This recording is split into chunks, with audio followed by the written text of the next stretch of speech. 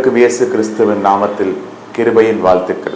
இன்று நாம் பார்க்கக்கூடிய பகுதி ஏசாயா 57. கர்த்தராகிய ஆண்டவர் எனக்கு துணை செய்கிறார், ஆகையால் நான் வெட்கப்பட்டு போவதில்லை. ஆம், நம் அன்றாட வாழ்வில், நமக்களுடைய வாழக்கூடிய வாழ்வில், உலகப்பூர்வமான வாழ்விலும் சரி, தேவன் நமக்கு துணை செய்கிறபடியினால் மட்டுமே நாம் நிர்மூலம் ஆகாதபடி பாதுகாத்துக் கொள்கிறோம்.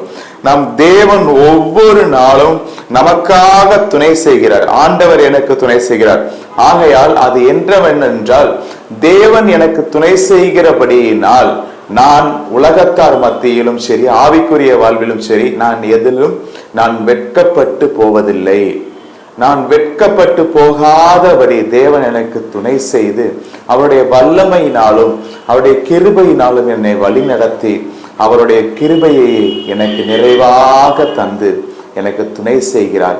என்னோடு கூட நடந்து வருகிறார்.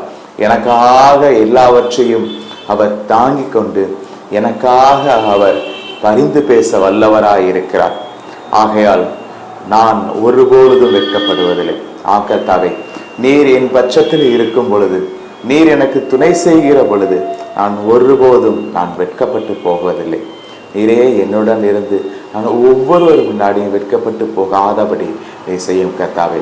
உன் வெட்கத்திற்கு பதிலாக இரட்டிப்பான நன்மையை தருவேன் என்று சொன்ன உம்முடைய வாக்கியத்திற்காக, உம்முடைய வார்த்தைக்காக நன்றி கர்த்தாவே. பாதுகாத்துக் கொள்ளுங்க, வழி நடத்துங்க, ஆசீர்வதிங்க. இயேசு கிறிஸ்துவின் நாமத்தில் ஜெபிக்கிறேன் ஜீவனுள்ள நல்ல பிதாவே, ஆமென்.